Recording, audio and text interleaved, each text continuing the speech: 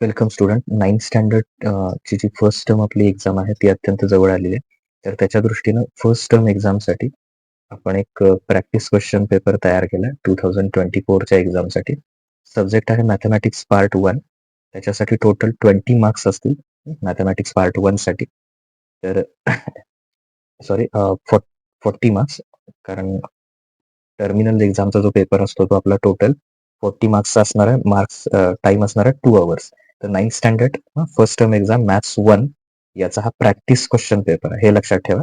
Practice question paper म्हणजे यासारखे question तुम्हाला तुमच्या एक्झाम मध्ये दिसतील आणि म्हणजे व्हॅल्यू चेंज होऊन वगैरे किंवा यासारखे इतर प्रश्न सुद्धा येतील. तर याचा as a practice question paper म्हणून यूज करा. अगदी आहेत तसेच क्वेश्चन तुम्हाला दिसणार नाहीत एक्झाम मध्ये. थोड्या व्हॅल्यू चेंज होऊन किंवा या टाईप मध्ये इतर अशी एक्झाम्पल येतील.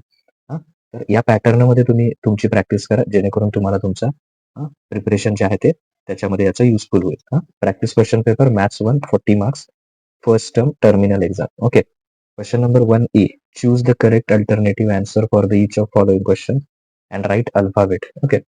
तर आन्सर ABCD जे काही असेल तो करेक्ट अल्टरनेटिव्ह चूज करायचा. If m is equal to 1 2 3, okay, and n is equal to 2 4 6, then m intersection n.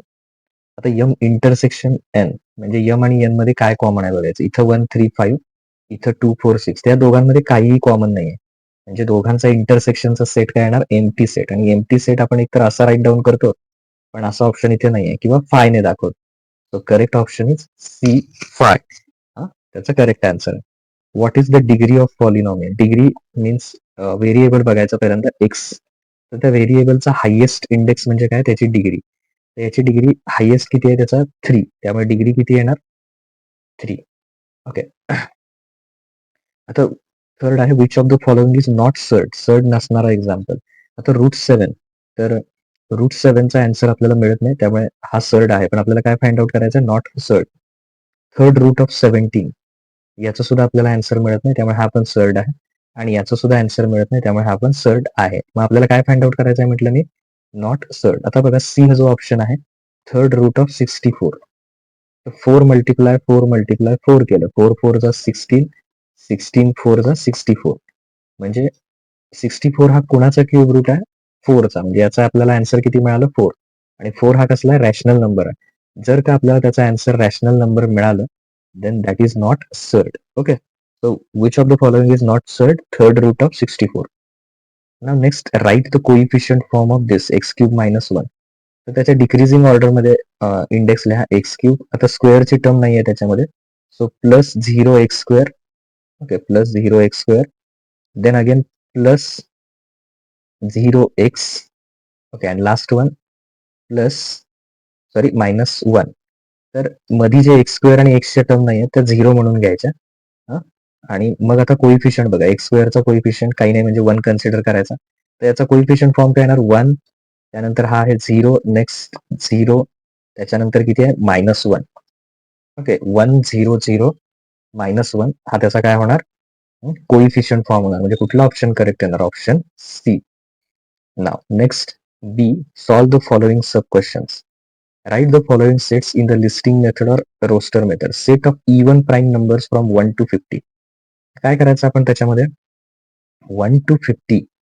Okay, 1 to 50 मध्ये जे इवन प्राईम नंबर आहे, कुठले प्राईम नंबर राईट डाऊन करायचे, इवन प्राईम नंबर. मग सेट ए लिहिला, तर even number कुठला आहे, 2 4 6 8 अँड सो ऑन. प्राईम कुठला आहे, 2 3 5 7 11. तर 2 नंतरचे पुढचे सगळे ऑड आहेत. ओके, ऑड नंबरच आहे ते, त्यामुळे इवन प्राईम असणारा फक्त कोण आहे, 2. सो त्याच्या लिस्टमध्ये फक्त कोण येणार, 2. ए is equal to 2.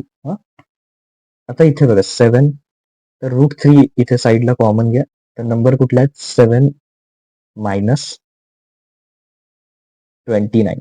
Okay, so 7 -29. Just a minute, इथे रूटचं साईन घेऊ नका. 7 -29 एवढंच राईट डाऊन करा. आता नेक्स्ट स्टेप, याचं साईन काही नाही म्हणजे प्लस आहे, याचं मायनस आहे. साईन डिफरंट म्हणजे आपण काय करणार, सबट्रॅक्शन करणार. तर 29 - 7, तर किती येणार त्याच्यामध्ये, 22 येणार. आणि ग्रेटर नंबरचं साईन मायनस, त्याला काय जोडायचं, रूट 3. सो -22 रूट 3 हे त्याचा आन्सर येणार. त्याच्यानंतर पुढे आहे write the polynomial in index form. हा पॉलिनॉमियल कुठल्या फॉर्म मध्ये लिहायचा? Index form. किती आहेत बघा नंबर ते? 1 2 3 4. टोटल किती आहेत? 4. तर आधी नंबर लिहून घ्या थोड्या स्पेसनं. -2 याचा साईन काही नाही म्हणजे प्लस, जस्ट मिनिट, थोडासा डिस्टन्स ठेवा, +2. परत त्याच्यानंतर किती आहे? -2 आणि शेवटचा त्याचा साईन काय आहे याचा? काही नाही म्हणजे +2.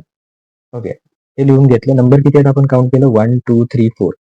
तर एक्स घ्यायचा, त्याचा हायेस्ट, टोटल नंबर किती आहेत? 4. त्यामुळे हायेस्ट इंडेक्स किती घ्यायचा? 4 नंबर असल्यामुळे 1 न लेस घ्यायचा म्हणजे 3. त्याच्यानंतर x², नंतर एक्स आणि शेवटी नंबर. सो तुमचा पॉलिनॉमियल काय येणार? -2x² + 2x - 2x + 2. That is the required. Okay, हा रिक्वायर्ड पॉलिनॉमियल येणार.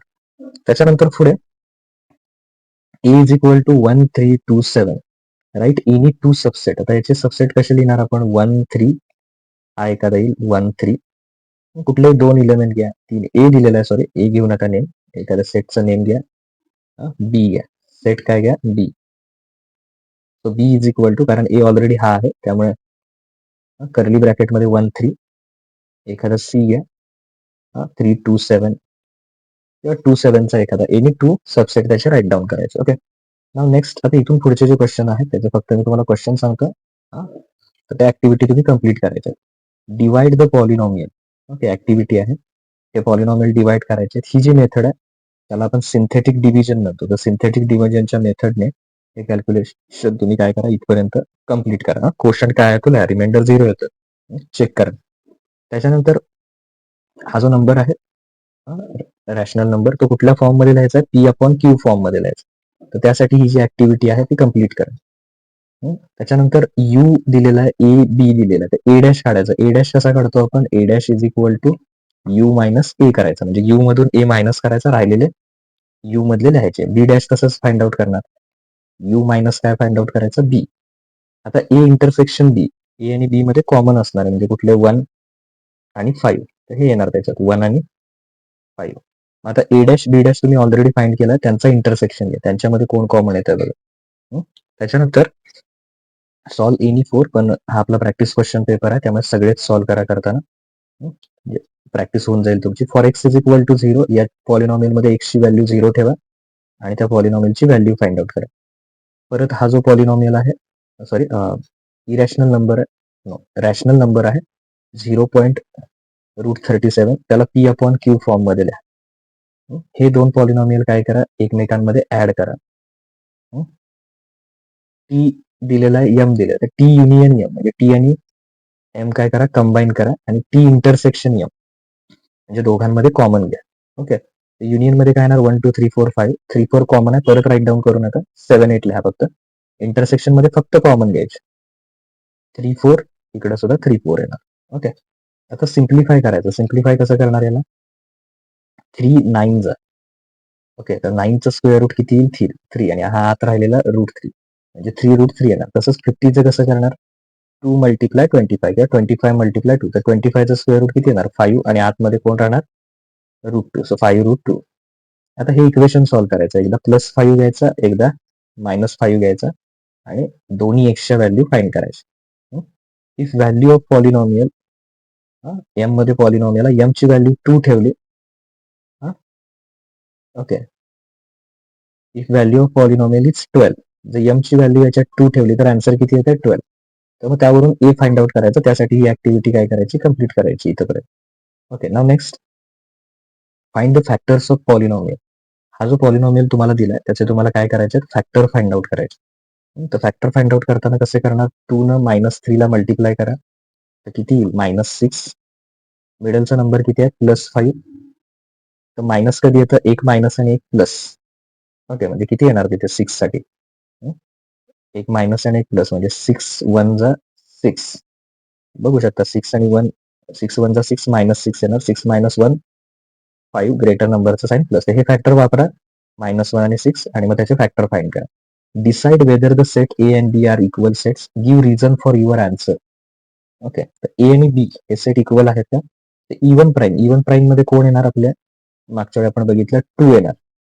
ओके, मागच्या एका क्वेश्चन मध्ये ए = 2. आता हे जर तुम्हाला पाहिजे असेल बी मध्ये कोण आहे, तर हे इक्वेशन सॉल्व्ह करा. म्हणजे 7x - 1 = 13. -1 इकडे येऊन काय होईल plus. So 7x is equal to 13 plus 1 म्हणजे किती येणार 14. आणि जर x पाहिजे असेल तर 14 ला कितीने डिवाइड करणार 7 म्हणजे किती येणार 2. म्हणजे ए मध्ये पण 2 आला.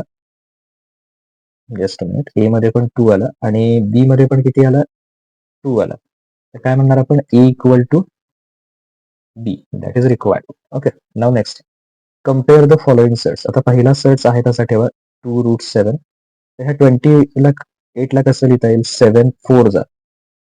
ओके. तर 4चं स्क्वेअर रूट किती येणार 2 आणि आतमध्ये कोण राहणार √7 म्हणजे 28 पण किती येणार 2√7 म्हणजे दोन्ही इक्वल झाले ना. त्यामुळे लास्ट स्टेपला काय लिहायचं हे दोन्ही काय येणार इक्वल येणार. त्याच्यानंतर फोर्थ याच्यात हा ई पूर्ण ए घ्यायचा x Y Z M n curly bracket मध्ये लिहायचा बी. बी मध्ये कोण येणार m N P Q r तो घ्यायचा.